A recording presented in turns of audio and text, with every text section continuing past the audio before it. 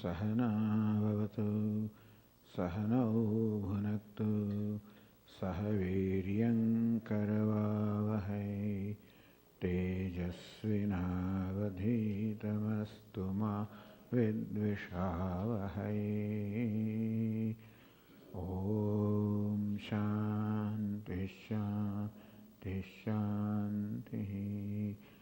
ॐ पूर्णमदः पूर्णमिदं पूर्णात् पूर्णमुदच्यते पूर्णस्य पूर्णमादाय पूर्णमेवावशिष्यते।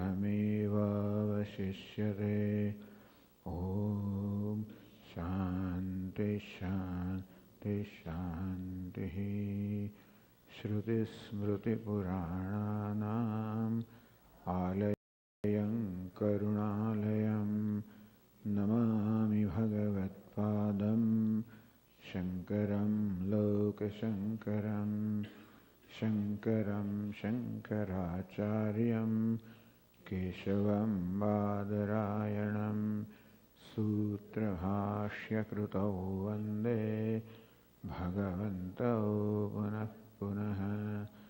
ईश्वरो गुरुरात्मेति मूर्तिभेदविभागिने व्योमवद्व्याप्तदेहाय दक्षिणामूर्तये नमः।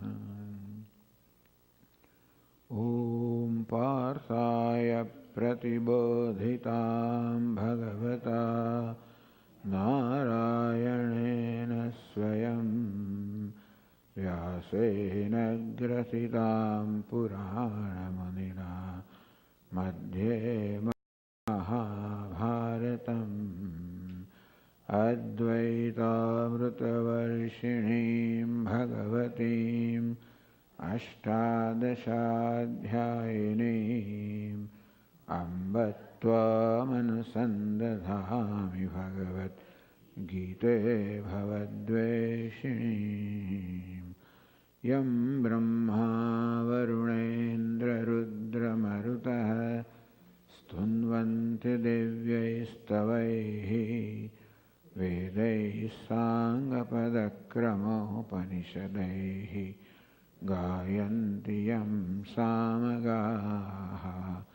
ध्यानावस्थिततद्गतेन मनसा पश्यन्ति यं योगिनः यस्यान्तन्न विदुःसुरगणाः देवाय तस्मै नमः।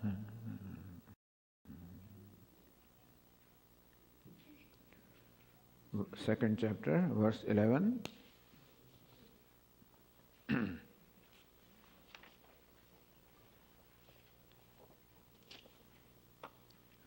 Shri Bhagavanuvāca Ashocyananvashocastvam Prajñāvādāṃsca bhāṣase Gatāsu negatāsumsca Nānashochanti panditāः Natvevāham jātu nāsam Natvanne me janādhipāः न चैव न भविष्यामः सर्वे वयमतः परम्।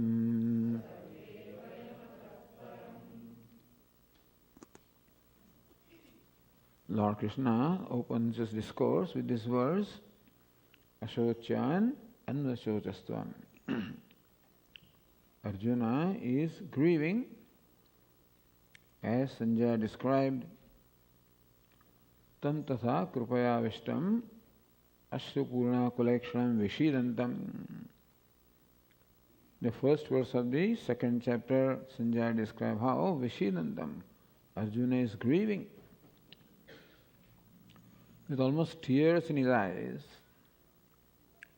To this Arjuna, Lord Krishna is saying, one who is deeply grieving, to him Lord Krishna says, Ashochan anvasocastvam. Here Arjuna, you expressed the reason for your grief in saying, how can I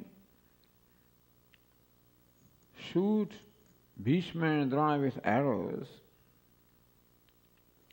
I should be worshipping them with flowers.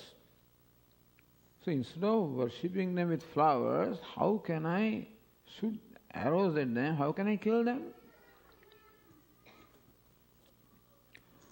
Meaning that the death of Bhishma, and so Arjuna specifically mentioned these two names. Katham Bhishmaham Sankhe Dronancha Madhusudana. Hey Madhusudana, Bhishma and Drona in particularly identifies. How can I kill them? Earlier he said, Swajanam hi katham hatva sukhinas syama madhava. He Madhava, O Lord Krishna, katham sukhinas syama, how can we be happy?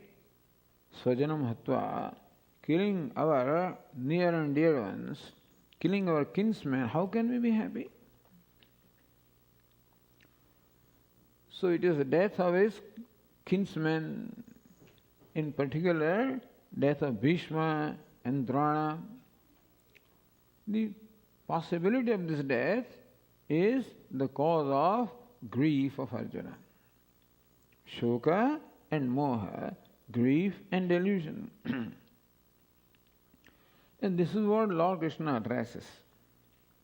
Ashochan, that Bhishma and Drona, and then everybody else also, they do not deserve to be grieved for. As it is, Bhishma and Drona, both of them have lived a very virtuous life, and therefore they have lived full life, therefore also that their death does not deserve to be grieved for. But more than that, if you inquire into what exactly is the nature of Bhishma and Drona, then also there is no reason for the grief for them. Then Bhishma and Drona, not the body that you see are Bhishma and Drona.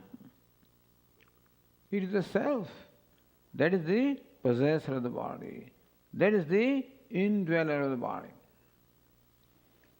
So that's how Lord Krishna points out how two entities are involved here when normally we take them to be one.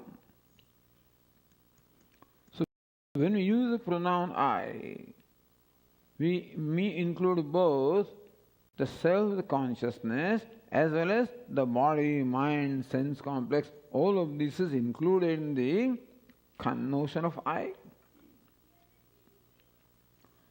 Lord Krishna says, no, that I in fact consists of two entities, the I and non-I.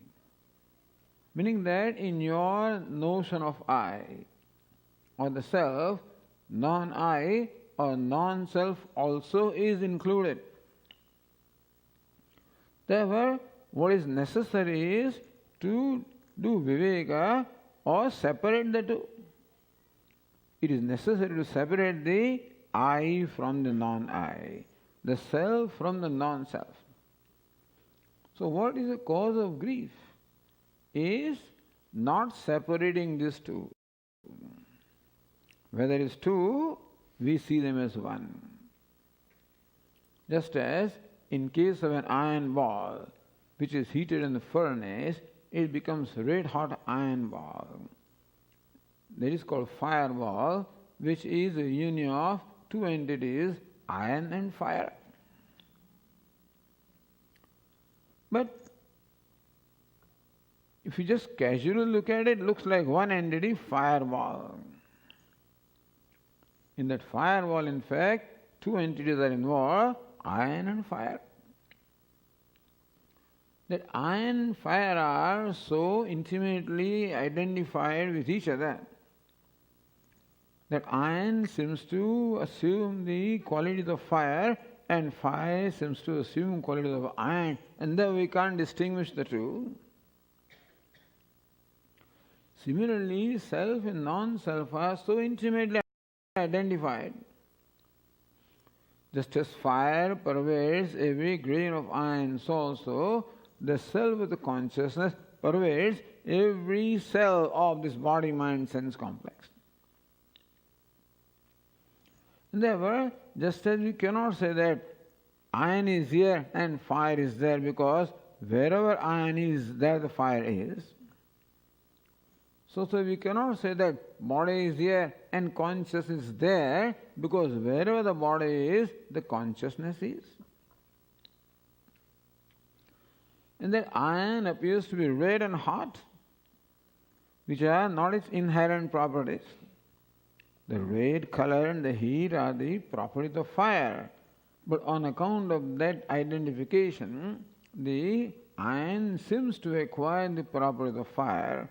Similarly also, the body seems to acquire the properties of consciousness.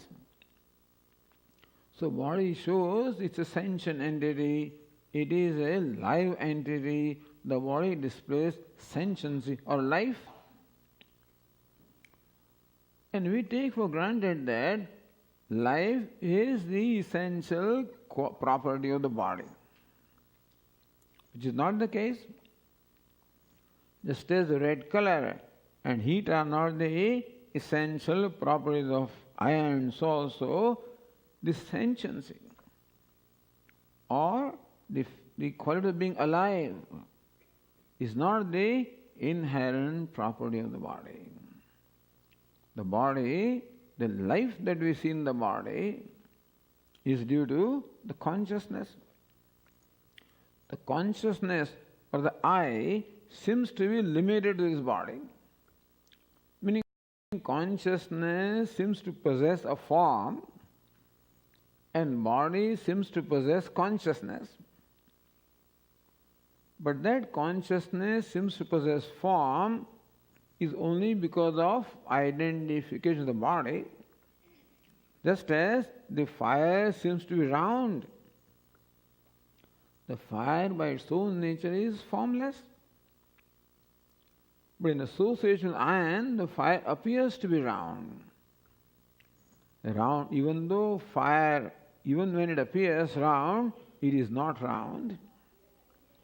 Similarly also, even when consciousness appears to be confined to this body, or consciousness seems to not exceed the body and then it's of the shape of the body, so we feel that is not true about consciousness, that the form belongs to the body, consciousness is formless, but in association with the body which has form, the consciousness appears to have form. And similarly, the body by its own nature is inert, because it is a product of 5 elements which are insentient. So body by its own nature insentient, but because of the association with consciousness, the body appears to be sentient. Now this is what causes confusion in us. So confusion is like this, that because the body is thought to be conscious, therefore we habitually take the body to be the self. Because self is conscious, so body is conscious, I am the body. Not only that, but secondly, because consciousness appears to be confined to the body, I am also confined to the body. I am as good or as small as the body. So these are the kind of notions we entertain. And these notions are the cause of our grief. It is not the realities of life that are the cause of grief. We are not grieving. The grief or the sadness in our life does not arise because of the realities of life, because of what the self is. What the non-self is, What they are do not cause the grief, but the way we take them, the way we perceive them, notions that we have about the self and non-self, these notions are causing grief. So this is the thing. That's why Lord Krishna says, Ashocyan, neither the body deserves to be grieved for, nor Atma deserves to be grieved for. It is your lumping together. And therefore, that lump where the body and the self or Atma consciousness are lumped together and thought to be one, where there are two. Just as iron and fire are two and taken to be one, so self and non-self are two, but taken to be one. It is that notion which is the cause of sadness. It's a very fantastic thing that Vedanta reveals. Ashocyan and Ashocastvam. Arjuna, if you knew the nature of the self and non-self, then you will find that neither the self deserves to be grieved for, nor does the non-self deserve to be grieved for. Both Lord Krishna will talk about. First, why does not the self deserve to be grieved for? How come self, Atma, consciousness, you should not grieve for it? So, the second verse told us. So, that is what Shankaracharya said. Kutaste ashocyaha. Arjuna would ask, O Lord, why do you say that Bhishma and Drona, they do not deserve to be grieved for? Meaning that I should not grieve for Bhishma and Drona. Why? Ashocyaha. So Lord Krishna wants to establish that everything is ashoch, there is nothing in the universe that deserves to be grieved for.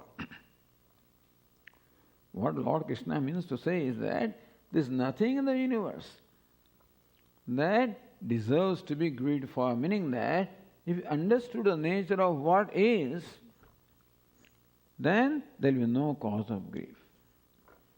So Vedanta's solution for the problem of grief is simply understanding things as they are. That's enough.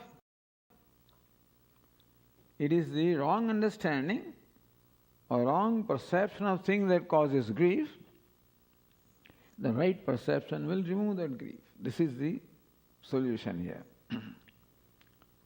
So when Lord Krishna made this statement, Ashocyaha, that they should not be grieved for, Kutaha?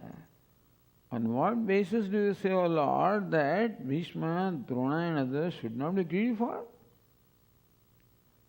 Nityatvat. So Atma also does not deserve to be grieved for, nor Anatma. First, Lord Krishna says, Atma, the consciousness, does not deserve to be grieved for. Meaning that if you knew the self as it is, you will find that there is no reason to grieve for the self. Kuta ashocyaha.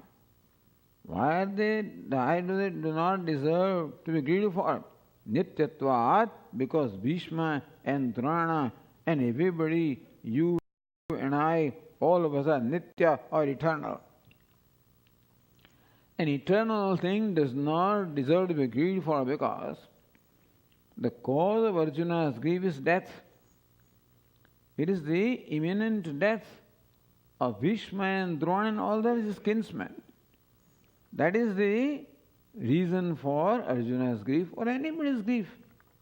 Arjuna represents us and we always grieve for death of our near and dear ones. We always do.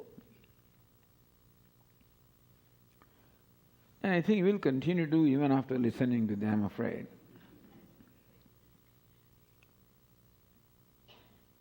Because we have to become as objective as Lord Krishna expects us to be in these verses, then the grief will not be.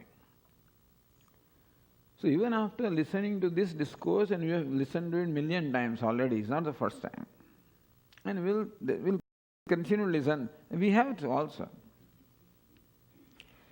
Meaning that we have to keep on hammering the nature of the realities in our mind because It has become a deep-rooted habit to have the wrong perception about them, and therefore the idea of right perception is hammered again and again. So it becomes clear when we are listening. It's just clear, yes. As soon as we put on our shoes, then all samsara comes back. So when we are sitting here, all our notions, they go and stick to our shoes. The moment you put them on, they all come back, looks like. This is how it is. We get back into the old rut again. Ashwatthaменam suvirudhamulam. Lord Krishna says in the 15th chapter that this tree of samsara has root very deep and firm. Asanga shastrena dhrudena shatva has to be cut asunder by the weapon of asangata or detachment. So over and above this shravanam, we also have to cultivate detachment. The combination of the two will be able to really bless us. This understanding is a great blessing. Whenever we have a right mind, we can become objective. But then often we become overwhelmed by the situation because of our habit, because of our attachments and aversions. We become influenced, overwhelmed, and get back into the old rut. Like parents are always afraid of, their children going to school and going out, and because Swamiji, and they come in, the company they have, the friends that they have, in spite of our having taught them so much and raised them in this manner, but still, those fellows influence them more than we have influenced them. So this is like parents influencing the intellect here. When we go out, it's that bad company that is influencing us, our old samskaras. Why I am saying this? So that nobody should feel bad. Swamiji, when it comes, don't worry. It's understandable that when the time comes, this knowledge seems to not help us. It's understandable. That is why they talk of nididhyasanam. Nididhyasanam, meditating upon what you have understood. There is one kind of meditation where we meditate upon a devata or mantra or someone other than ourselves, which meditation involves some kind of imagination. This is a meditation on realities, as our Swami would like to call it. So meditation on realities can be called nididhyasanam. It's also meditation, but seeing the realities as they are. That's what Lord Krishna is teaching here. The reality about the self and the reality about the non-self.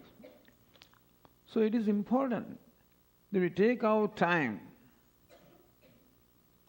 to distance ourselves from all those daily demands and engagements and attachments, and carve out a time for ourselves, an appointment with ourselves, with the self.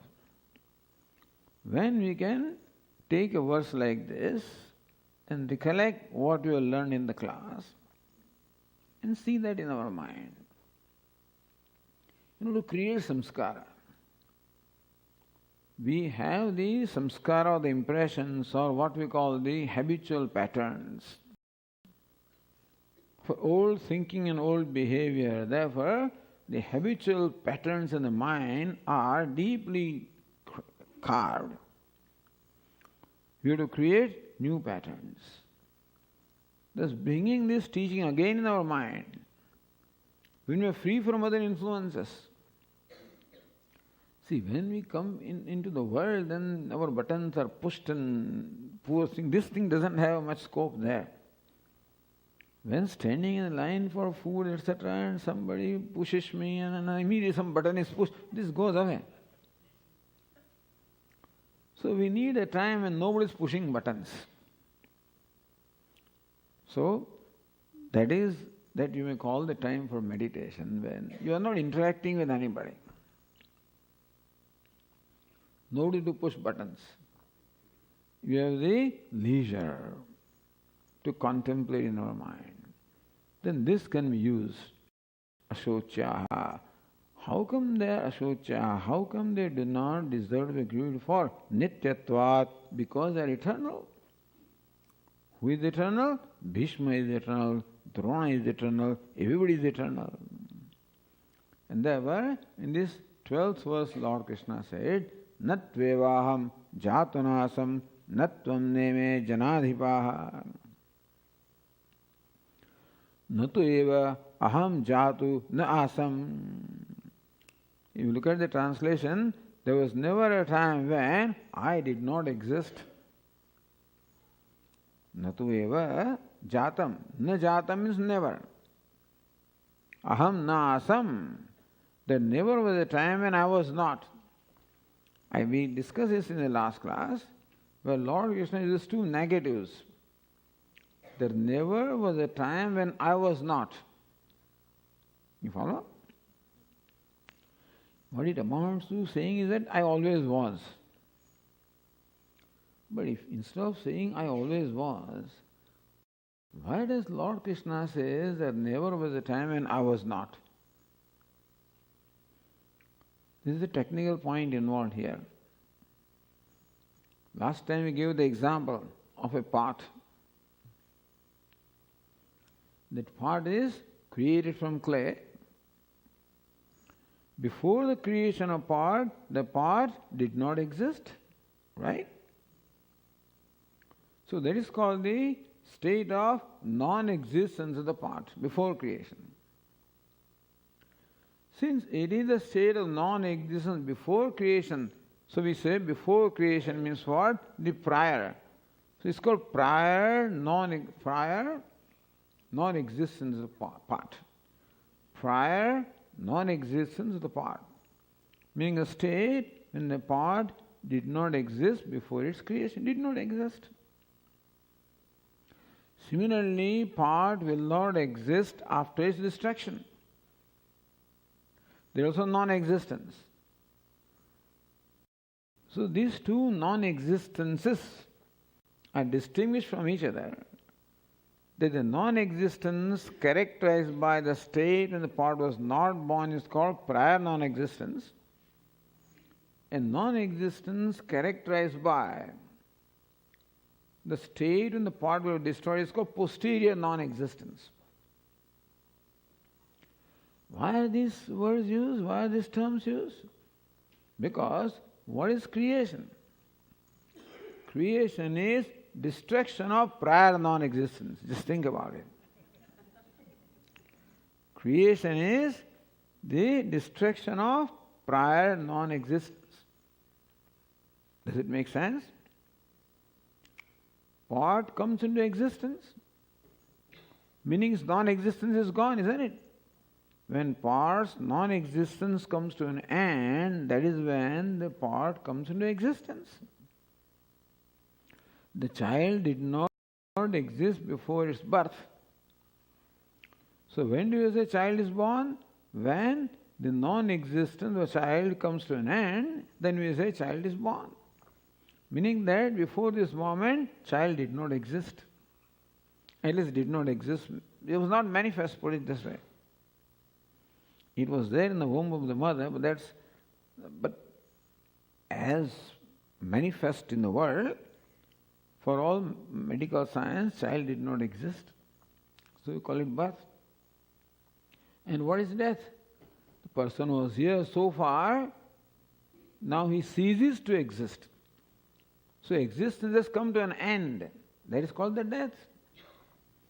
Existence begins, it's called the birth. Existence comes to the end, that is called death. So existence begins means what? Non-existence ends. You follow?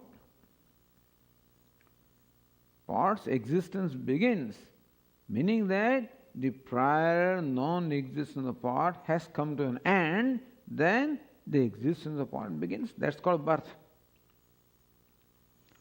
And existence of the pot ends when the posterior non-existence begins. That's called the death. So end of the prior non-existence is birth, and beginning of posterior non-existence is death. I mean, if you need not much worry about it, but those who can understand it. And so, pragabhava, pradvamsabhava. In that language, Lord Krishna says, "Hey Arjuna, there never was a time when I was not." Meaning that there never was my prior non-existence. I was not is prior non-existent. But never was I not. I was not. Meaning that I never suffered from prior non-existence. If prior non-existence is not there, then it cannot come to an end. And if end of prior non-existence is birth, then there cannot be birth for the one who did not have prior non-existence. Anyway, if you did not understand, the thing is, Lord Krishna says, I always was, I was never born. Otherwise he could not always be. But in technical terms, Lord Krishna says, I never had prior non-existence. If prior non-existence was not there, there cannot be end of prior non-existence. If end of prior non-existence is birth, then in essence Lord Krishna says, I never had birth. Instead of saying in such a simple manner, he says all this way. Use the language of Nayayikas, but there are fellows he was addressing many people. See, his statements will be analyzed, and so there are the schools of logicians who explain birth and death this way. Natvivaham jatunasam. Here, Arjuna, there never was a time when I was not, meaning that I always was. Meaning that I was never born. As we said, Lord Krishna says this on the face of the fact that he was born. Everybody celebrates Janmashtami, birth of Lord Krishna every year. Those days also they may have been celebrating. So even though Lord Krishna himself may be celebrating his birth date, and still Lord Krishna says that I was never born. Meaning that something was born and something was not born. Because we see the birth happening all the time. In my parents, I was also born, I have to accept it. It seems that something is born and still something is not born. So this is where the Viveka, the separation of Atma and Anatma comes. Since we lump both of them together, therefore the birth of the body is equated to the birth of the self. Because we do not separate the two. Here Lord Krishna wants us to understand that these are two different entities and that the birth of the body is not the birth of the self. So what was born as Lord Krishna was the body that is called Lord Krishna, but not the self or the consciousness that Lord Krishna is. So Arjuna may say, Lord, you are a special, you are Lord. So I can understand that you are not. But what about me? Natvam, Lord Krishna, even there was never a time when you were not. Arjuna, you also were not born. Arjuna says, yeah, okay. I'm something. What about these idiots? So Natvam, Neme, Jana, all of these fellows, Neme, Janadipaha. All these people also, there was never the time, and all these people were not. Understand that Lord Krishna and Arjuna, all these Tom, Dick, all of them same category. You follow? There's something where all these are equal. Can you believe that? Lord Krishna, whoever he was, the Lord of the whole universe, Arjuna, a very mighty warrior, and other warriors around, all of them are in the same class as far as the fact that none of them was born. Meaning that there is something in all of them that is not born. There is something in them that is born, but there is something in them that is not born. What is that? The self, the consciousness. All right, Lord, maybe they are not born, but they are not going to be around by the time I am done with them. Nobody will be around. He says, no, no. Nachaiva na bhavishyamah sarve vayam atah param. Atah param, after the death. Na bhavishyama iti na. Again two nakaras. Nachaiva na bhavishyamah. Not that we will not be.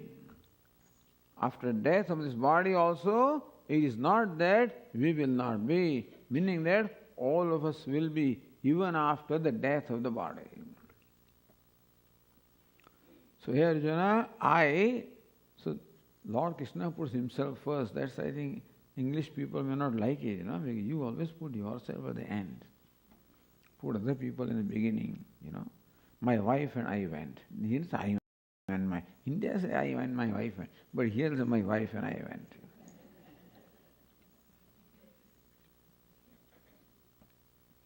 So Indian style. I was never born, you were never born, others were never born. No, because Lord Krishna is when he says I, he knows what that I is, and therefore he puts himself first there. Then as far as rest is concerned, it will not be that all of us will not be, we will always be, meaning there will be no posterior non-existence for us. If there is no posterior non-existence, that means that there is no beginning of posterior non-existence, meaning there is no death. Or that there will never be a time when we will not be, meaning there is no death for us. So Lord Krishna is that way enlightening Arjuna about the fact that what we call I is a complex entity, which is union of two entities, self and non-self. We take them to be one, and therefore what all is happening to non-self is automatically taken to be happening to the self. At the level of body, there is birth. Nobody will deny that. But Lord Krishna says, birth of the body is not the birth of the self. Similarly, there will be death. As Lord Krishna will say, Jatasya dhruva mrityuhu. Death is certain for that which is born, meaning that this body will die. Whoever's body it is, even Lord Krishna also has to depart someday. But that is not the death of the self. So you decide who you are grieving for the body or for the self. So first Lord Krishna says that self does not deserve to be grieved for because it is eternal. So Nityatvam, that Atma is eternal, is presented here as a reason why Atma does not deserve to be grieved for, because you are grieving for death and Atma has no death. Atma has no birth. Therefore, Atma or the consciousness or the self or the I does not deserve to be grieved for if you understand the true nature of I.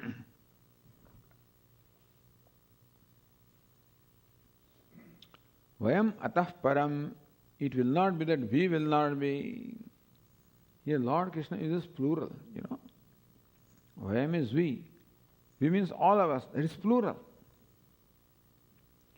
When Lord Krishna uses plural, we means for I and we. Or aham, then what? Avam, vayam. Looks like there are many Atmas. Lord Krishna uses plural. As the Lord Krishna is one Atma, Arjuna another Atma, these fellows other Atmas, is that what? So when you use plural, does Lord Krishna mean there are many Atmas? Says no. Deha Bheda Anuvritya. It is because the bodies are many, from that standpoint Lord Krishna uses the plural, but plural does not apply to I. It's very interesting, I, just I. That I doesn't have any gender. Man also says I, woman also says I. Doesn't have age. The child, the youth and the old, everybody says I. Even mosquitoes also, if we don't know the language, he also would say I. Is it not so? I does not have age, gender, species, nothing. Meaning it is ever free from all attributes. Is it not so?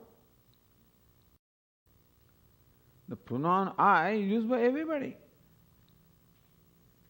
Means it is free from all attributes. It is nirvishesha. It has no attributes. It has no qualities. And therefore it has no boundaries. It is no limitation. Therefore, the I cannot be many. But Swami, you and we and I, how can you say I is not many? If you understand what I means, as Lord Krishna said, the I or the self is eternal, has no birth, has no death. Meaning that it is not limited by time. Is it not so? What is meant by limited by time is that it did not exist before a certain time, it will not exist after a certain time. That is called limitation in time. When Lord Krishna says, I always existed and will always continue to exist, meaning that the I is not limited by time. It is there all the time.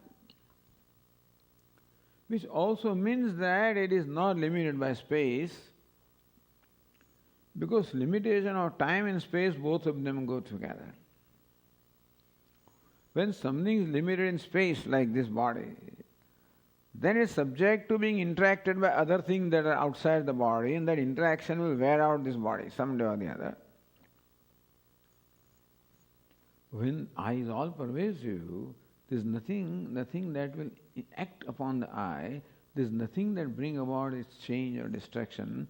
Therefore, limitation of time or freedom from limitation of time also amounts to saying that Atma is free from limitation of space. And when you say that, human being also says I. Animals also use the same I.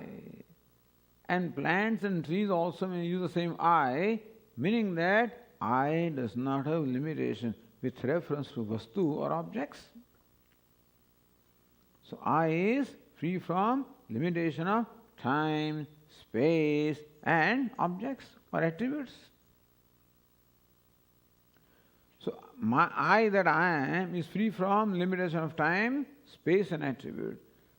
I that you are is free from limitation of time, space and attribute. Therefore, to say that my I is different and your I is different, when can we say? When they can be distinguished. There is no distinguishing feature. It is a limitation or the quality or attribute that distinguishes one thing from the other. Like this object is part. Why? Because it possesses partness. And what is this? A flower. Why? Because it possesses flowerness. And what is this? Grapes, because they possess grapeness. When something possesses ness, then oneness distinguishes it from otherness. Grapeness distinguishes this entity from this because it has partness, which this doesn't have, and flowerness, which they do not have. But I does not have a ness, no attributes, no qualities, no properties, no limitation. Therefore, I cannot be many. Eko devaha sarva bhutesha gudaha. Upanishad says, one self-effulgent consciousness is hidden or is abiding in all the beings. So, I is one. Appears as many bodies are there, as many it appears. Just as electricity is one, but appears as many, depending on how many bulbs are there, somebody may think that electricity is many depending upon the bulbs because they shine differently. Similarly, is one I or one consciousness that manifests through all these body, mind, sense complexes.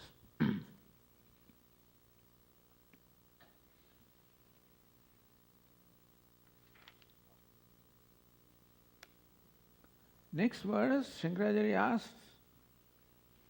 Tatra katham nitya atma iti. Oh Lord Krishna, you made a statement. Atma nitya, that the self is eternal. See, the general rule of communication is, when you make a statement, you should support the statement with reasoning or with illustration. We will accept what Lord Krishna says, Atma is eternal, all right. But our intellect always wants some reasoning. It wants some example, some illustration. Therefore, the next verse provides illustration.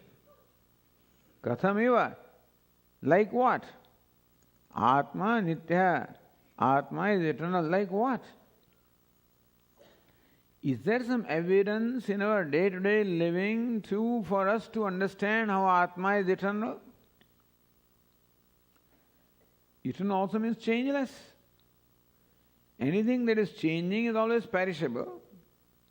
So Atma is eternal, imperishable, that means it must be changeless also.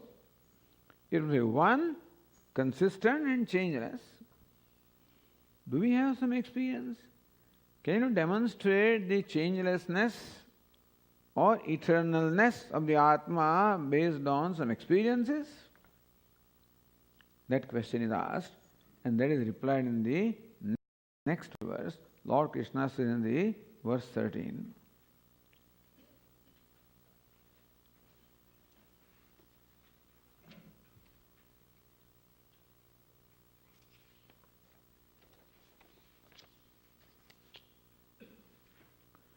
Dehinosmin yatha dehe kaumaram yauvanam jara tatha dehantara praptihi dhirastatra na muhyate.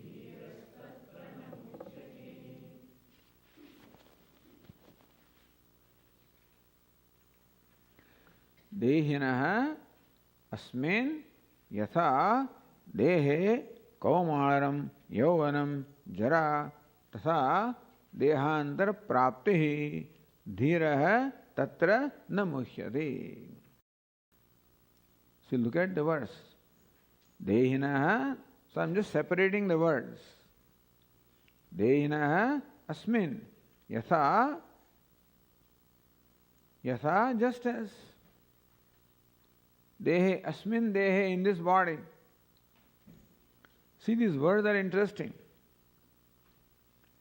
Yatha, just as, asmin dehe, in this body, dehinaha.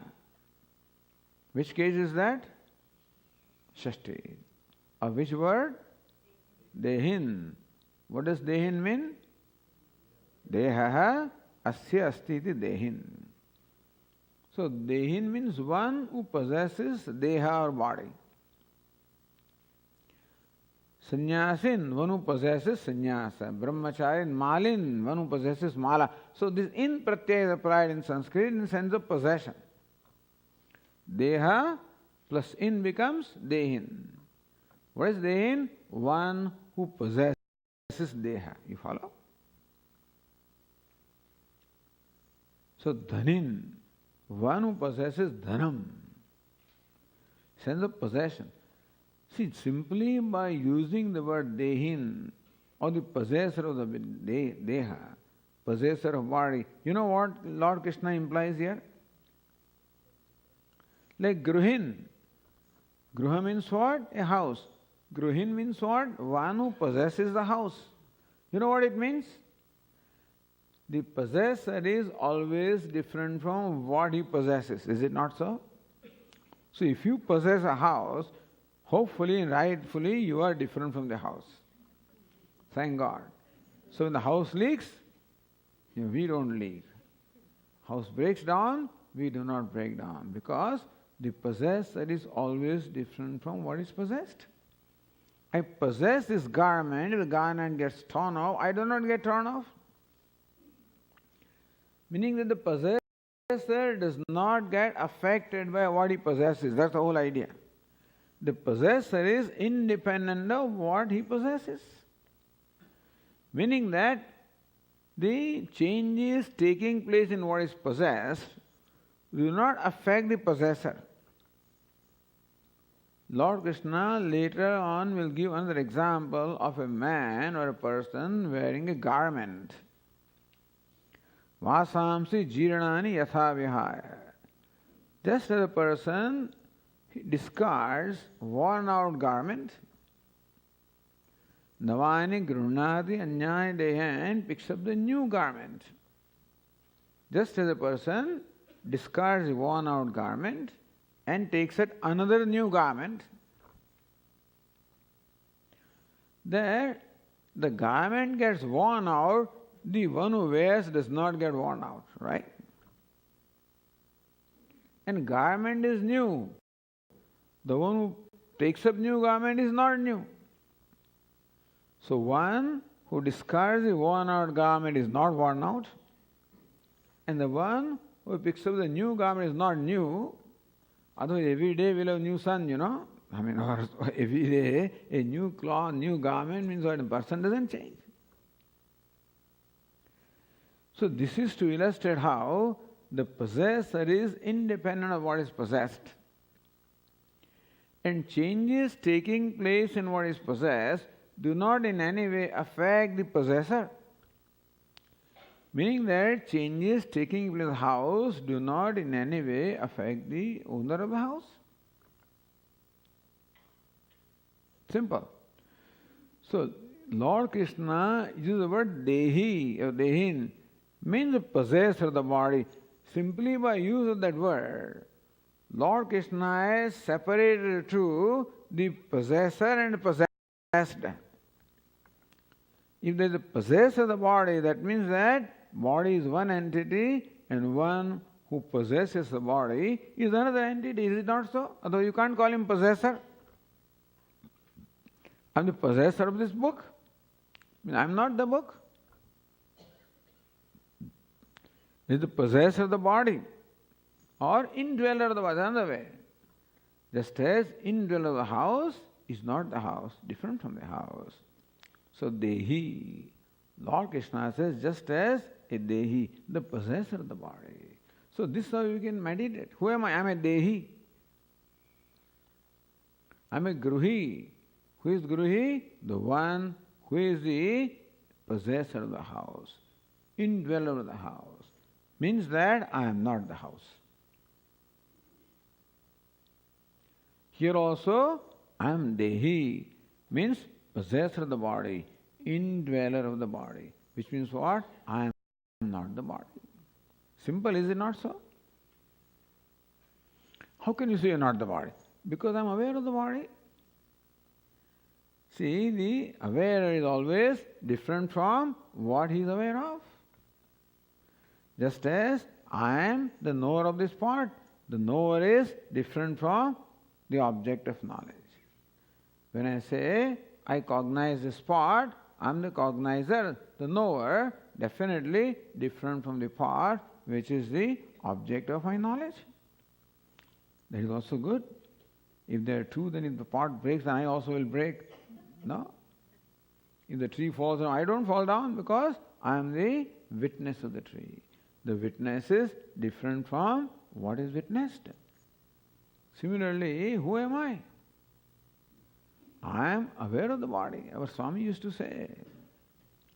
In fact, I am intimately aware of this body. Much more than I am aware of you. Because I know the pain in every little muscle there and whatever. I am very intimately aware. There is no question that I am aware of the body. Swami, the camp is going on the lower back pain. So many people seem to lower back pain. I never realized, People are walking about normally, why are you attending this? So I have a lower back pain. I never say, Swami, I have that. Anyway, how do I know I have a lower back pain? I am the aware of the back pain. Is it not? I am not the pain. I am aware of the pain. I am also aware the pain is in the lower back.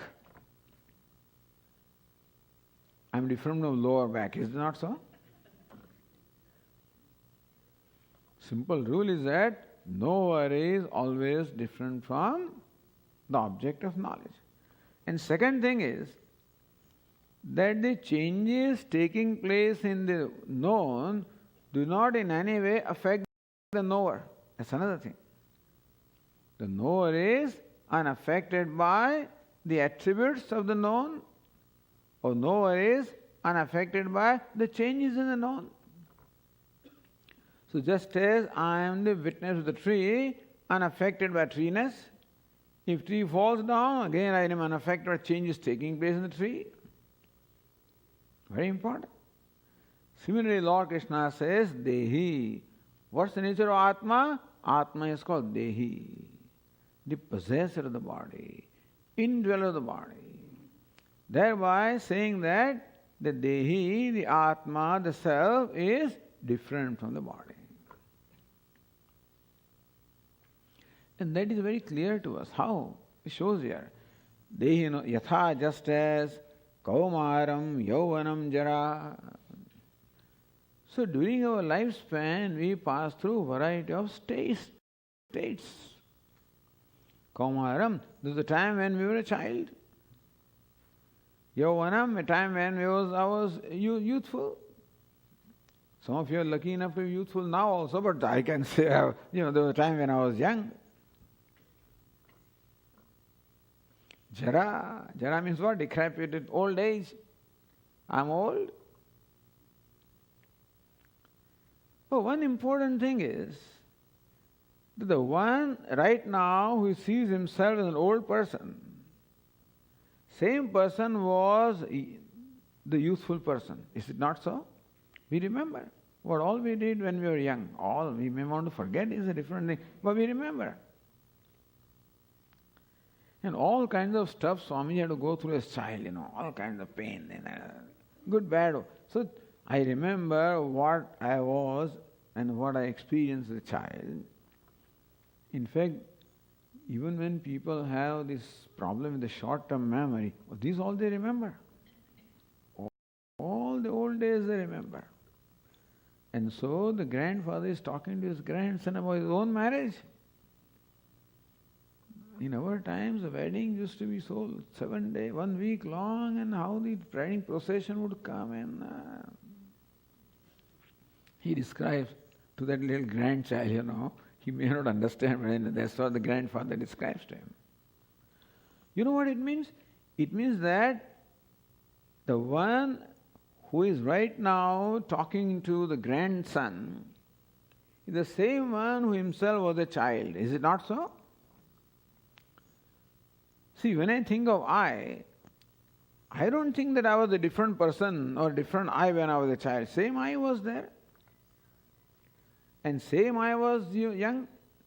And same I was middle-aged. And same I is old. Is it not so? When we see our pictures, when I see my pictures, 25 years ago when we came to Gurukulam, some pictures may be there. And then 10 years ago, 5 years ago, last year, distinct changes. Because you see the Swami away, you think this is the same fellow. It's not the same. Far from same. When we see our own photograph, then we realize what all changes have taken place. But then it's the same I. One thing has not changed. What has not changed? The I has not changed. If I change, then I cannot recollect what I experienced in the past. For me to recollect the past experience, it is necessary that I should have gone through that experience. Then only I can recollect. I cannot recollect your experience. Meaning that I cannot recollect or remember what someone else went through. Ya smritihi sa anubhava purvika. One rule is that the memory presupposes an experience. Meaning that I can remember something that I have experienced, not somebody else. So if I remember all those experiences in childhood, that means I who is talking right now is the one who was going through those experiences in childhood. Is it not so? Not someone different. Oh, no, I think I'm a different person. No. Born again is different. That's a different kind of a term. But then still, same person. See here.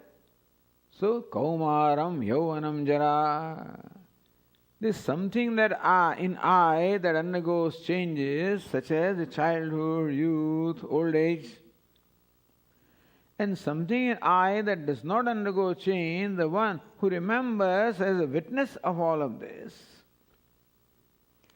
I remember that I was a witness of my childhood experiences, a witness of my youthful experiences, witness of the old age experiences. And that the one who experienced childhood, the same I, in I there is no change at all. No, Swami, that time I was a small I. Then I was a strong I. I'm a weak I. No, the smallness, strength, weakness do not belong to I, they all belong to the body. Is it not so? The I was not small when the body was small. The I was not strong when the body was strong. The I is not weak when the body is weak because I is independent. Even in my understanding of I never think of I independently as small, big, etc. I is I. Same I-ness is there. So this is a very important illustration Lord Krishna gives. Yatha, just as. So changes are constantly taking place in the body. As Shankaracharya explains here, that we have experienced that the child who died and the youth was born. Is it not so? We cannot be simultaneously both child and youth. Can we be? That would be nice.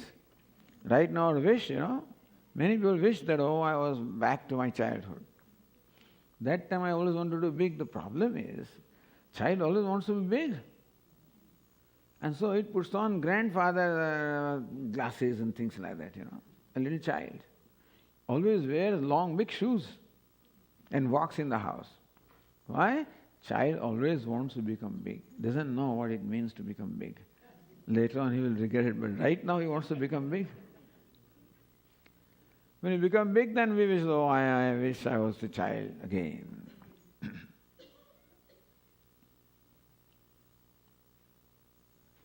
With all of this, there is one clarity. That something changes and something does not change. It is our experience that the I who passes through the different states, that I does not change, something changes. It is the body that undergoes changes. That also we know. Nowadays we have photographs. How I looked as a child. Somebody showed me a picture, Swami, Some family picture when I was small. Difficult to recognize, I require some kind of an expert to recognize, this is you, Swamiji, but I can't recognize. But then, that's the little one. Maybe little one's 3, 4 years old. And then little later, and then little later. So changes constantly taking place in the body. The child died. The youth was born. The youth died. Middle age was born. Middle age died. The old is born. Is it not so? Because they cannot exist simultaneously. They are mutually exclusive. Where one is there, other is not there. You know what it means? It means that the birth and death are constantly taking place in the body. But then there is someone who is not born, nor does he die. Meaning that when the childhood died, I did not die. The youth was born, the I was not born.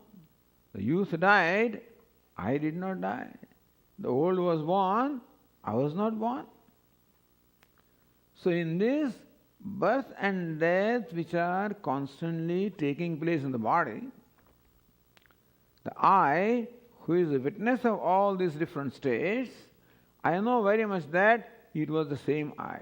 If I also died, suppose, if I was different as a child, and I was different as a youth, then the child dies, that I child also dies, and the I youth is born. In that case, the youth, young I cannot remember anything of the child I because it's a different person.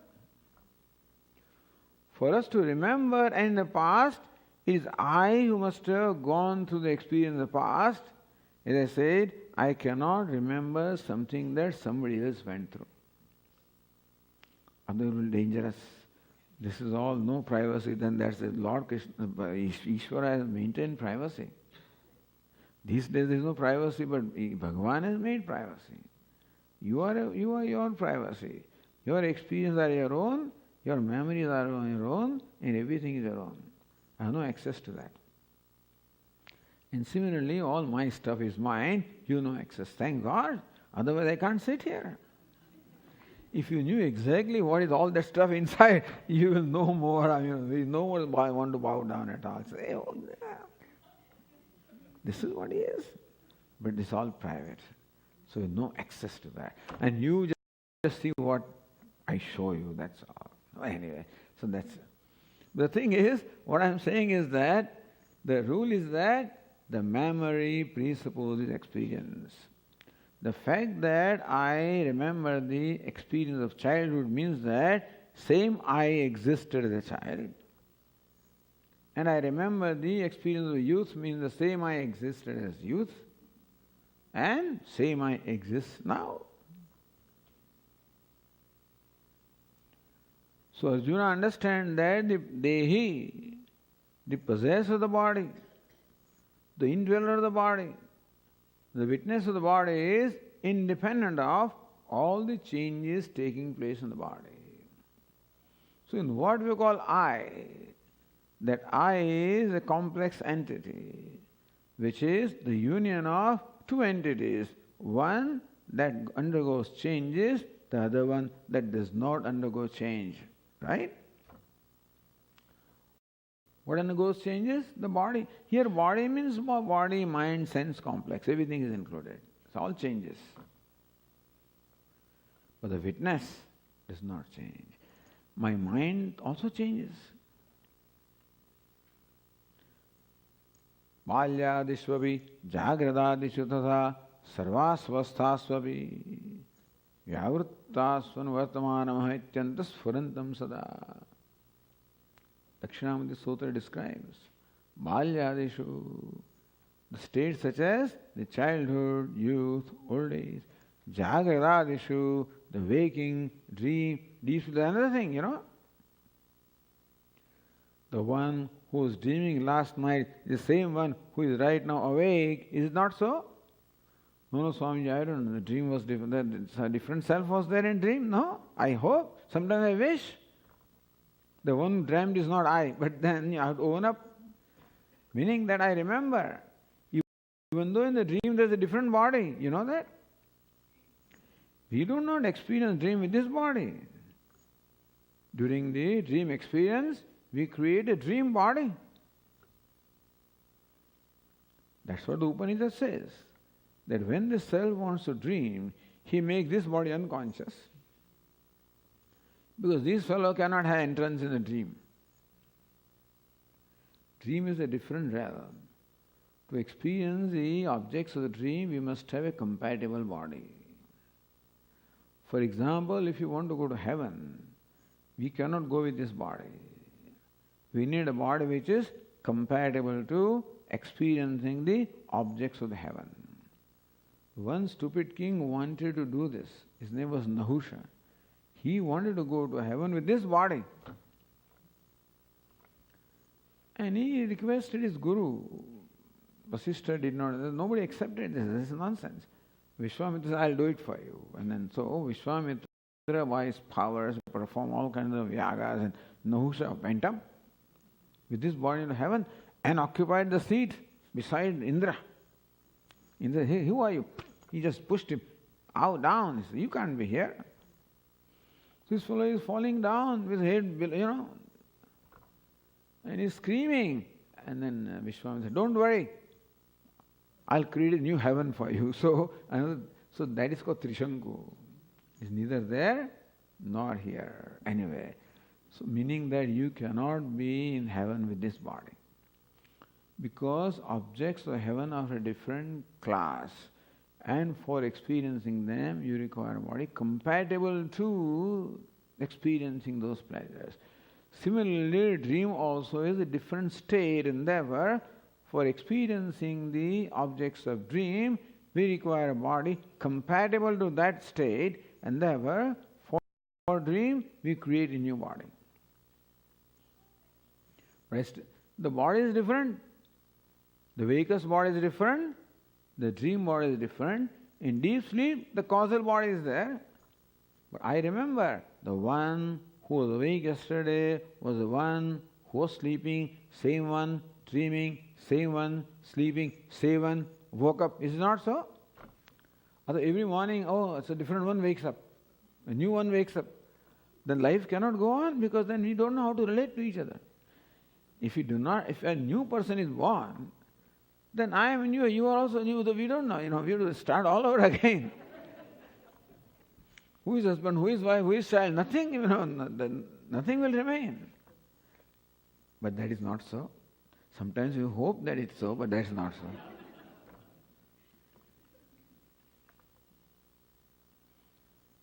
So the continuity of I, in spite of changing body, is a very important thing. That just as in this waking state also, the body undergoes different stages, but the I does not. And in the different states of consciousness, waking, dream, deep sleep, we know that the different bodies are there, but the I is the same. That shows that the I does not change when the body changes, because I is the indweller of the body, possessor of the body, independent of the body. And therefore, the limitations and attributes and change of the body do not in any way affect I or the self. So here Lord Krishna is teaching the Atma Anatma Viveka, discrimination or separation between the self and the non-self. Why did Shoka, why did grief arise? Because of lumping them together, as we all do. Because lumping together the non-self with the self is thought to be born when it is the body that is born. Self is thought to die when it is the body that dies. Lord Krishna says that's not the case. That's what Lord Krishna is teaching here. The Atma Anatma Viveka, or discrimination or separation between Atma and Anatma. We'll continue next class.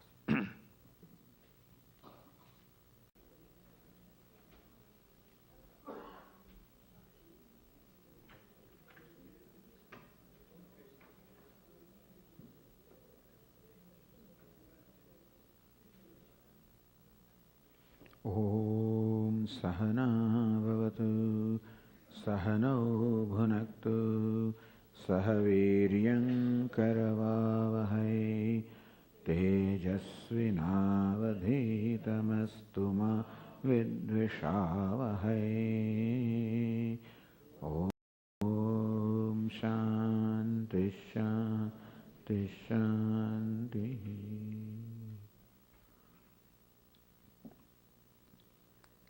Verse number 13.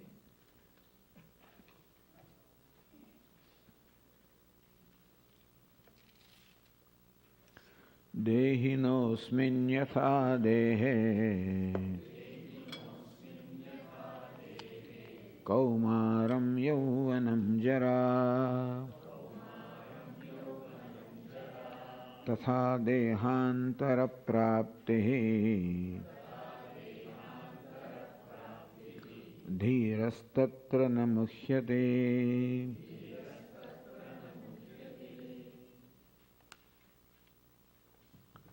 Yatha, just as asmin dehe, in this body, dehinaha, for the dehi, for the indweller of the body, the possessor of the body, meaning the self, kaumaram Yauvanam Jara. Just as the childhood, the youth, the old age, for the self is dwelling in this body. Meaning that self for the I am aware of the childhood, youth, old age, knowing that the same I persists through all the states, that there is no change in I am quite aware. That I who was experiencing my childhood is the I that was experiencing the youth, that is now experiencing the old age. I do not feel any change or difference in I. And the fact that I remember the experiences of childhood, the past, shows that it is I who was experiencing, meaning that there is continuity of I, as well as changelessness of the I. Both of this is what we can see from our own experiences. So this is illustration, example. Because in the previous verse, Lord Krishna made the statement that there is no birth for the self, nor is death for the self. There is a statement that is made. Lord Krishna did not present any evidence for that. Not that evidence is required. Lord Krishna's words are final anyway. But still, for us to understand, it's always easier for us to understand if a logical reasoning is provided or if an illustration is provided, then it becomes easier for us to understand the statements of the scriptures. So even though, say, Bhagavad Gita or the words of Lord Krishna are what we call pramanam, they are the valid means of knowledge, they do not require any further verification. When I say that this is red color, it does not require further verification because eyes are the authentic source of knowledge to reveal the color. So nobody can question it. Ears cannot say that, hey, this is not red. Or my mind cannot say what the eye says final as far as the knowledge of the colors and form is concerned. That's called pramanam. Means a valid means of knowledge. So we have these 5 organs of perception, just as an example, which are called pramanam, valid means of knowledge, to reveal their respective objects. Organ of hearing reveals the nature of sounds, organ of sight reveals the nature of the color and form, etc. Similarly, we say that the words of the scriptures are pramanam, meaning that they reveal the reality, which does not need further verification or authentication. They are the final things. But still they are words. And words are subject to being interpreted in more than one way sometimes. Therefore, for us to understand the meaning of the words in the sense in which they are used, always helpful if the teacher provides also some reasoning with which the intellect can reason and understand what is that. Yes, the validity of that can be verified by the intellect. Therefore, in support of the statement that Lord Krishna made in the 12th verse, that Atma is Nitya, the self is eternal, meaning doesn't have birth, doesn't have death, meaning that it continues to exist. Existence is its nature. In support of that, Lord Krishna states this verse as to how Atma remains changeless. One, Atma, the I, persists in all the states and remains changeless in and through various changing states of the body. The states of the body change from childhood, youth, old age. Further also we said that youth is possible only when the childhood dies. And old age is possible when the youth dies. So death of the childhood, birth of the youth. Death of the youth, birth of the old age. In those death and birth, there is no death for the Atma, nor is there birth of the Atma. Meaning that in the midst of this happening of death and birth, Atma ever remains free from death and birth, ever remains changeless. This is given to us for contemplation also. This is our immediate experience. How there is continuity in the self, how self remains ever the same and consistently and changeless, and how changes all take place in body, or changes all take place in the object. The subject remains ever changeless. Now Lord Krishna extends this. All right, O Lord, this we understand that during this lifetime, the Atma does not change from childhood to youth, from youth to old age. But what about death? Then the Atma will change, is it not so? When this body goes away, when Atma now takes up a new body, then does it not undergo change? Or suppose the whole universe comes to a dissolution, meaning there is pralaya, everything dissolves. Will not Atma also dissolve? So when this body dissolves, would not Atma also dissolve? When the whole universe dissolves, would not Atma also dissolve?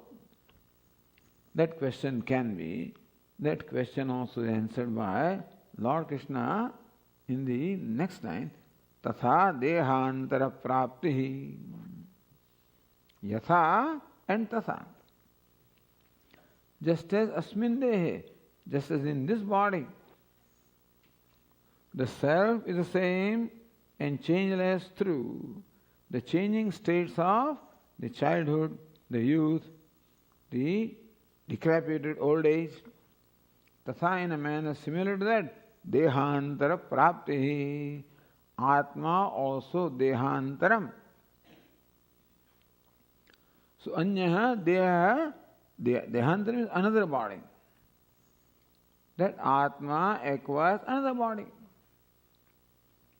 Just as Atma acquired the body of the child, then acquired the body of the youth, then acquired the body of the old, without undergoing any change. So Atma acquires a new body. No different. Tatha dehantara prapti. That's a very important statement Lord Krishna says.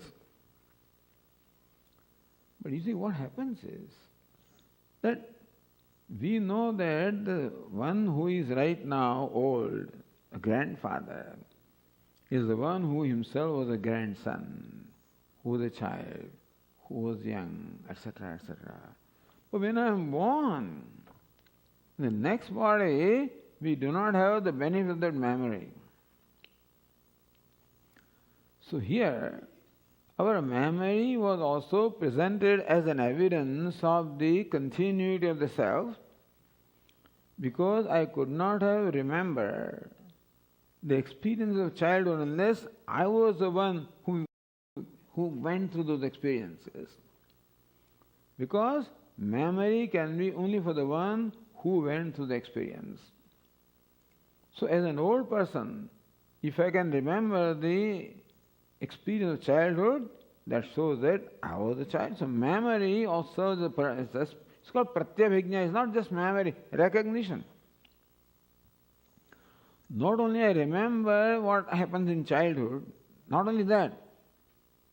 You know what I remember? What I say?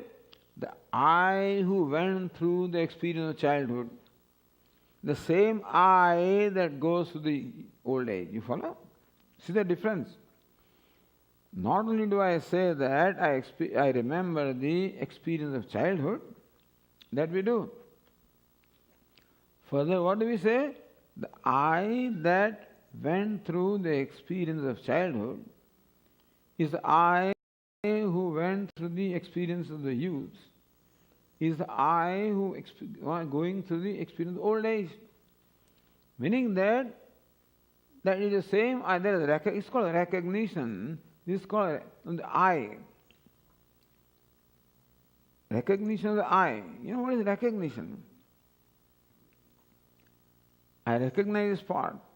Swamiji, you heard this part last year also. People remember all kinds of things. You changed this part. I may not even remember. So you changed the same part. How do you say the same part? You know what it means that the part that was here last year is the same part that is here now in your hand. It's called recognition. Recognition of the part. Not only perception of the part, but recognition. Same way, otherwise, our vyavahara cannot go on if recognition is not there. Perception is one thing, recognition is a different thing. Perception of part is one thing, recognizing that the same part is a different thing. I perceive you all right. Oh, but you are so and so. That's called recognition. If that is not there, who are you? This happens when we sometimes grow old. This husband asks us, who are you? He doesn't remember even his spouse, child, or friends. You know what? That means recognition has gone away. All the people say memory has gone away. What has gone away? Recognition has gone away. Perception has not gone away. Recognition. Because recognition requires the combination of perception and memory. So not only you perceive the part, but you remember that the same part as you saw last year. In recognition, that is a combination of perception and memory. Simple memory is one thing that I remember something. Simple perception is one thing that I perceive you. What is recognition? That perception is accompanied by the memory that the same I that I perceived yesterday is I, that you that I am perceiving today. Otherwise, what every time if you forget that, then there is no vyavahara. Every time there are new people. If recognition is not there, then we have to start all over again. Because I don't remember that you were in the last class. And so then start all over again, introduction to Bhagavad Gita. We don't do that so far. That means that there is a recognition of I who spoke to you 15 days, 2 weeks ago is I who is speaking to you today. I who talked about the verse 11 is now I who is talking to verse 12. Otherwise I start all over again.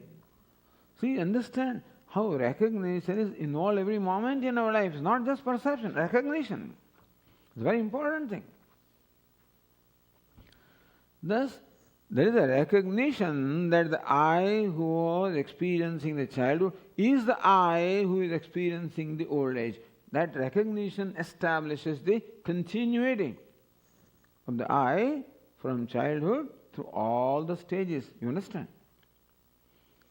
So that is okay, Lord. But when I am born again, I don't remember. That's a big problem. So here Lord Krishna is in fact implying that there is also next birth. Tatha dehantara praptihi. In the same manner, the Atma acquires another body. That means same Atma acquires. So there is rebirth. Lord Krishna subsequently also will say, Jatasya hi dhruva mrityu dhruvam janma mritasya cha. That death is certain for the one who is born and birth is certain for the one who dies. That we will take his words, that's not our experience.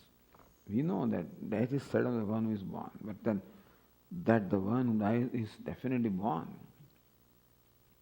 But it's implied here, tatha dehantara prapti. In a manner similar to that, the Atma also acquires another body without undergoing change. Just as one changeless Atma first acquires the body of the child then that of youth, then that of old age. Similarly, same Atma without undergoing change also acquires another body. Is there any, but then, is there any evidence? This rebirth is very debatable issue. Always debate is going on. And always questions are there. Swamiji, then how do we know that we are born? I mean, how I had previous birth? I don't remember anything.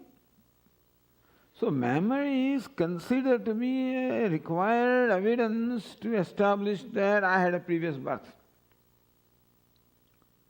That's why nobody, scientists don't accept, other traditions don't accept that you had a previous birth.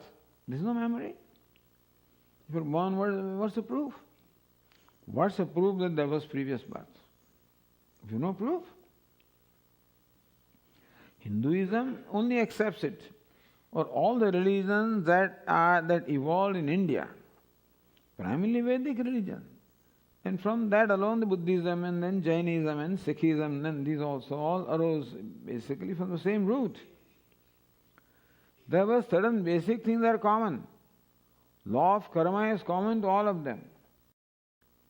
When law of karma is there, then only the previous birth and next birth can be accepted, otherwise there is no continuity. Law of karma says that, simple says, that the one who performs the karma is the one who is accountable for experiencing the outcome.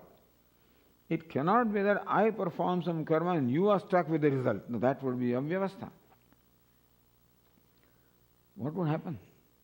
I do all kinds of things and you are stuck.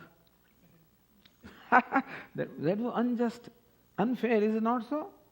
Injustice. Why me? That's what we ask very often. I don't deserve this. I haven't done anything to deserve this. So when we find that we cannot correlate the experience with the previous karma, then we ask this question, how can it be? We expect that there must be reasonability, justice must be there, that the outcome should be experienced by the one who has performed the action. That's all what law of karma says. The simple law of cause and effect. That when I perform an action, I create an effect which I have to experience. If not today, tomorrow. That tomorrow can be next birth also. Meaning that if we do not exhaust the effect of what all we did in this birth, then it is carried over in our account. Somebody keeps an account. A universal computer keeps an account. And there is no hacking there, no scam, nothing there. You can't do that. As yet, that we know of. In these bank accounts, all things can happen. My account, money can go into another account, also things can happen.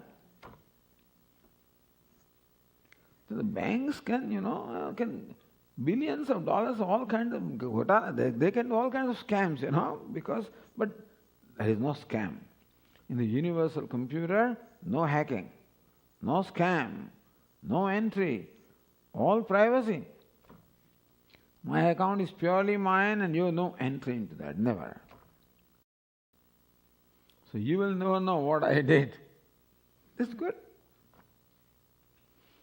As it is, whatever little you knew about me creates a lot of problems. And suppose you know everything, that would be difficult. Life can't be lived.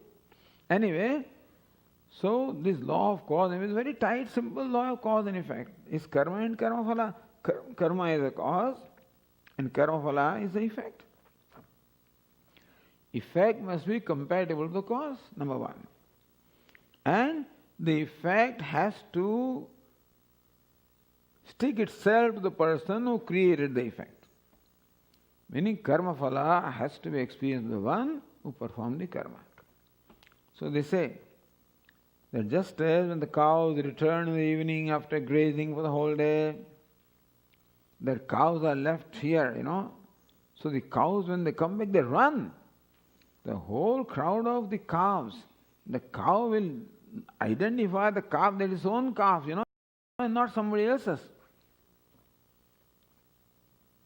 Similarly, all these karmas are there, karma phala will find out. This is my, that is karma. They attach. So karma and this is our argument in support of what we call the rebirth. That birth is the result of previous karma. Because any event can happen only with certain reason. Nothing can happen without a cause. Simple rule.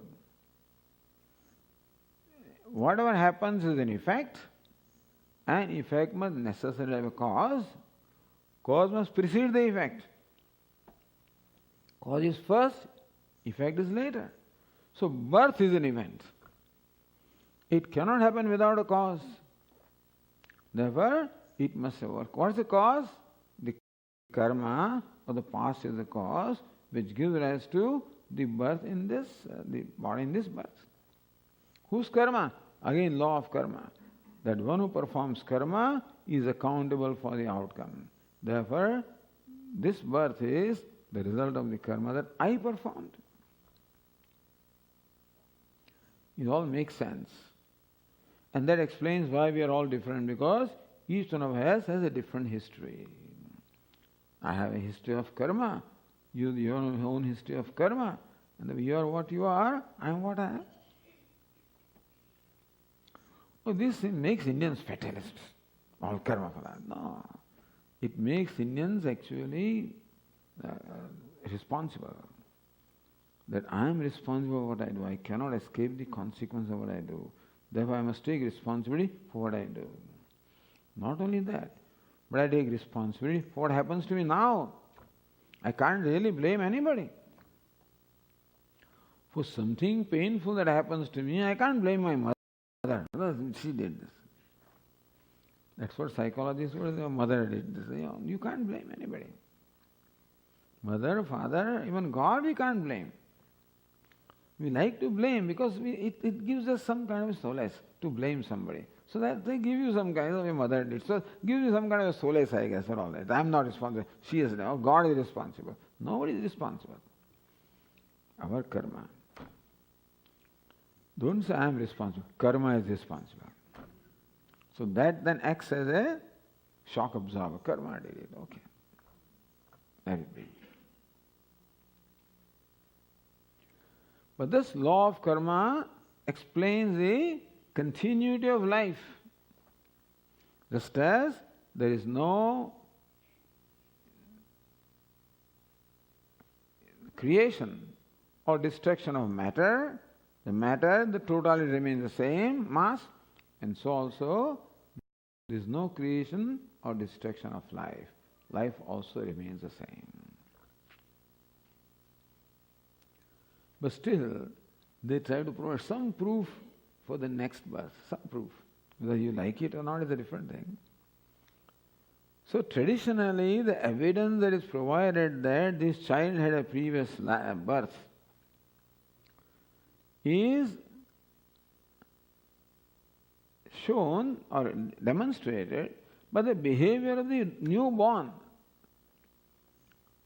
Even the newborn child also, when hungry, reaches out for the breast of the mother. Knows that he is hungry, so how to appease the hunger? That little thing seems to know. Nobody is taught, isn't it? But it still knows how to appease the hunger, how to reach out. Also, that little child also has sometimes fear, you can see. So, there is, right now it has not undergone any experiences at all. So there are no samskaras at all by which he will remember to do this. That means that he has brought these memories from the past. So the behavior of the newborn child is presented as an evidence of the memory that the little infant has, the newborn has, of the past birth. Because it shows specific tendencies, which tendencies require experience. And without experience, it shows those tendencies. That means that it had similar experience in the past, which is what enables him to do what it does now. So, Ishta sadhanata, Anishta sadhanata. Ishta sadhana means what?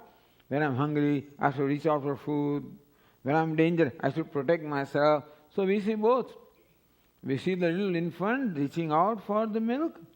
We see the infant being scared or something, that shows that these experiences must have been there in the past, which is what enables this little infant to react in this manner.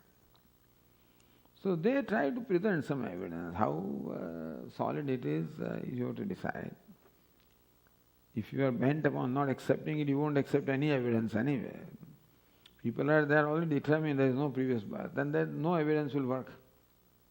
If you are disposed, if you have an open mind to consider, then it will give you some little evidence also that yes, there is some continuity here.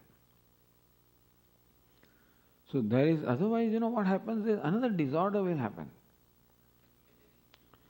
If there is no continuity of life, no continuity of self, then there will be another disorder that will happen. It is called Kruta Pranashaha, Akruta Agamanam, meaning that if I am going through happiness right now for which I have not done anything, that means that I am experiencing the benefit of something that I have not done. Or if I am going through pain, then I am stuck with the effect of what I have not done. Akruta Abhyagama. Kruta Vipranasha. These are the words, the expression they used. Akruta Abhyagama means occurrence of, arrival of. Akruta, what I have not done. So why do I have this body? Why am I like this? Our children ask, Mom, why do I have this brown skin? Why don't I have a white skin? Because poor little goes to school and then, it may be teased or whatever and this color of the skin. So he comes home and asks, why does that have that color of skin? Why do I have this color of skin? Ishvara will, that this is what God's will. That doesn't make sense. Why should God will like that? Why should God make me like this and make them like that? Why should I be born in a poor country? Why should somebody be born in a rich country? Whatever, in family? If you do not accept previous birth, do not accept the law of karma, do not accept continuity of life, then we cannot explain why we are what we are. We cannot explain the diversity. It will have to be only what? It will be all random stuff. God said, make him like this, make this like this. That must be cruel God. Then God will be stuck with what? If God also does things without reason, out of his fancy, then God also will be accused of. This also is all discussed in Brahma Sutra and everywhere. It is what? Nirghunya means God is cruel. Or God he has favoritism. Pakshapata. He favors somebody and is cruel to somebody. So somebody is made rich and wealthy and happy. Vaishamya, Nirghunya. Vaishamya means what? The disparity.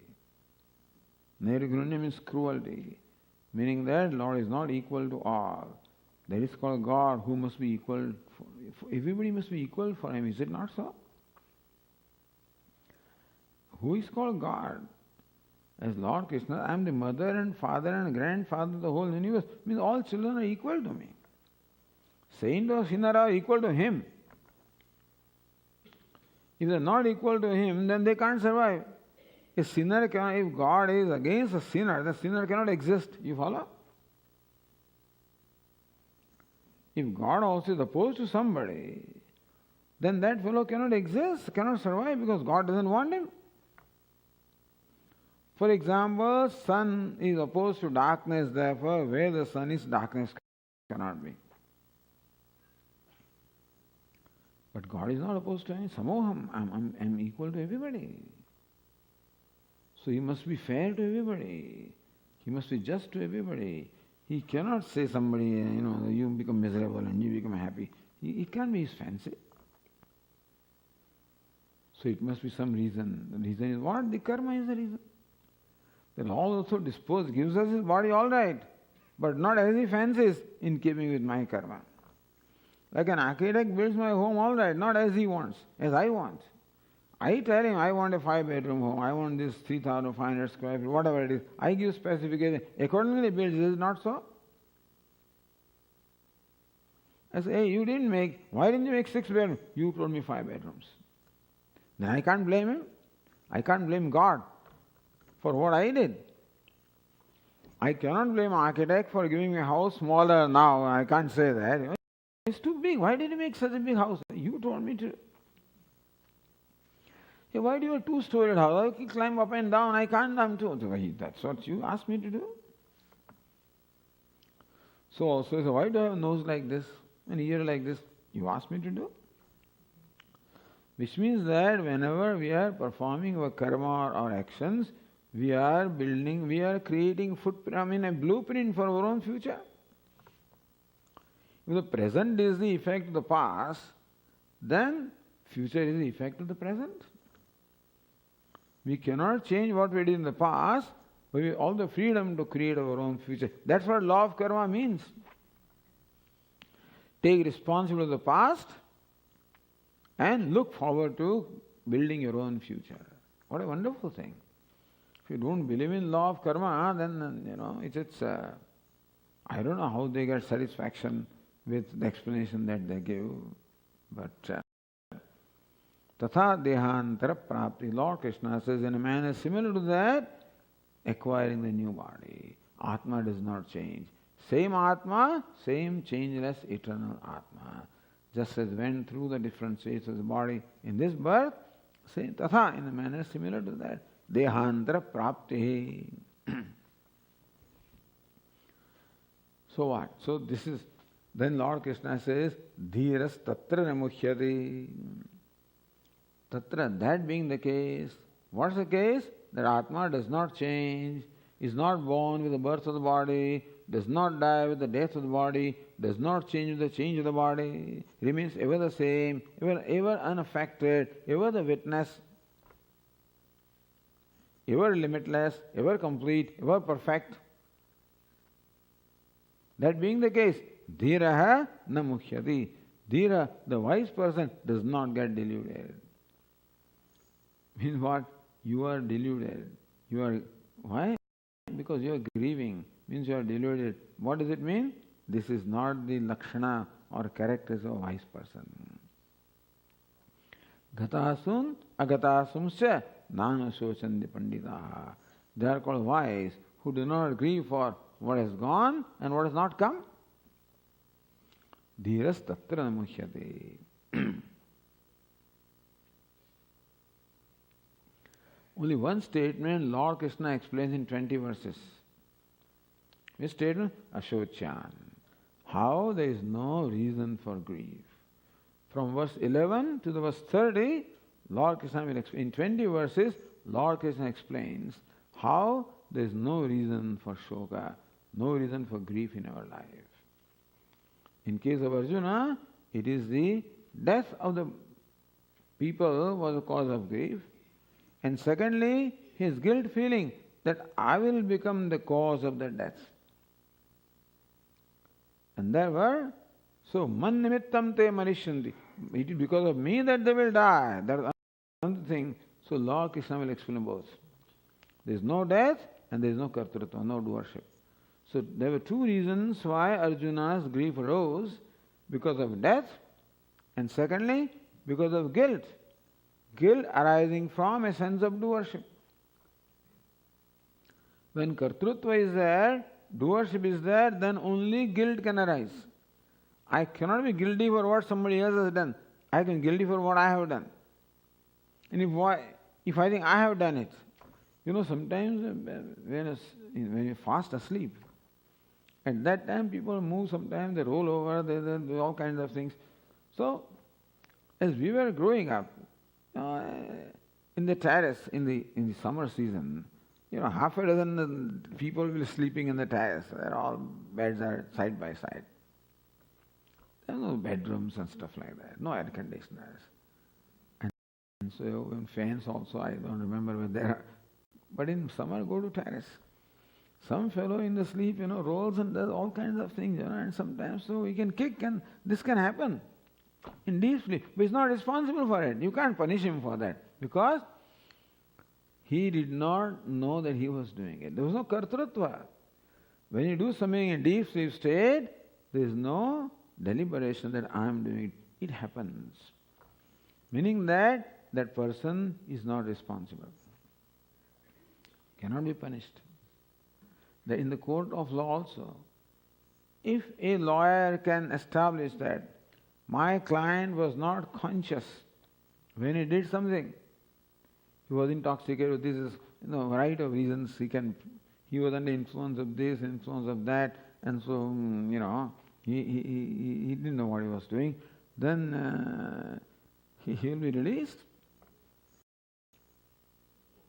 Even if the person has done something, the lawyers are pretty smart fellows. If they can establish that when this was happening, he did not deliberately do it, it is because of some intoxication, some other factor which compelled him to do, he is not responsible. You follow what I am saying? You are responsible. When you are kartrutvam, sense of doer, I am doing it. So when that kind of a self-consciousness is that I am doing it, then if I do something wrong, then there is sense of guilt. Or I am the victim of what you are doing. If that is my notion, then there can be hurt. If I am villain, then there is guilt. If I am victim, then there is hurt. All of this arises when the Atma is thought to be a karta or bhokta, doer or experiencer. So this was the other reason on the part of Arjuna for the grief to arise. One is that Atma will die, the one cause of grief. Secondly, I will be the killer. I will be the instrument in killing these people. And so that sense of guilt was another reason for his grief. So Lord Krishna will address both these issues about deathlessness of the Atma, akartrutvam, the actionlessness of the Atma. These two Lord Krishna will unfold in the 20 verses.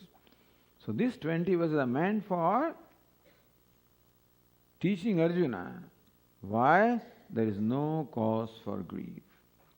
This is, of course, for a person who can create a distance. When something happens to us, we become so overwhelmed by that all these things we don't want to hear. Don't tell me all this stuff. We are in no mood to hear this philosophy. It's only when you are in the mood to hear, that is when it can help. Otherwise, when the grief strikes us and we get overcome by grief, that time, sometimes this sounds very cruel. What are you talking, Swami? There is no death. We don't even tell them, but we are telling you because we are all right now in a classroom where we are cut off from all the vyavahara, hopefully. Our mind is right now open to listen to what Lord Krishna teaches. And then understand the reasoning also. And see the validity or the truthfulness of what Lord Krishna teaches. So only it is because of the knowledge here that is presented here as understanding things as they are. Understanding Atma for what it is and Anatma for what it is in itself is sufficient to make us free from all the grief. When after teaching this also a person does not become free from grief, that shows that the mind has a lot of still these attachments and aversions, which does not allow this person to grow out of them and have adequate objectivity to benefit from this knowledge. The Lord Krishna will address that also, as to how to overcome the effect of those emotions with right attitudes and values. That when you then reach a point of what emotional maturity, then we can extricate ourselves from the impact of those emotions and we are objective, then this will help. So this is basically told for a person who right now enjoys an objective mind. One who can create a distance one who can step back and see things as they are. Right now, Arjuna is assumed to be a person like that, who can create the distance, who can be objective, and therefore who can understand this teaching without bringing any emotion into that, meaning without bringing any attachment into that. Then next step will be, even if you have the attachment, then what do we do so that we can acquire a mind free from attachment, and then this will work. That is why the teaching is in 2 stages. One is Uttamadhikari. Lord Krishna is right now addressing Uttamadhikari, means the most prepared student. Subsequently, Lord Krishna will address the Manda Madhyamadhikari, the intermediate and the lowest category, because they are all there. Bhagavad Gita is a Shastra scripture meant for everybody. Cannot be only for one kind of people. They are all, everybody wants to be released from samsara. Therefore, there was something for everybody. So, first Jnana Yoga, then Karma Yoga. In this manner, the teaching proceeds here. All right, we'll continue in the next class. Om Purnamadah Purnamidam Purnat Purnamudachyate Purnasya Purnamadaya Purnamevavashishyate. Om Shanti Shanti Shanti. Hari Om Shri Gurubhyo Namah.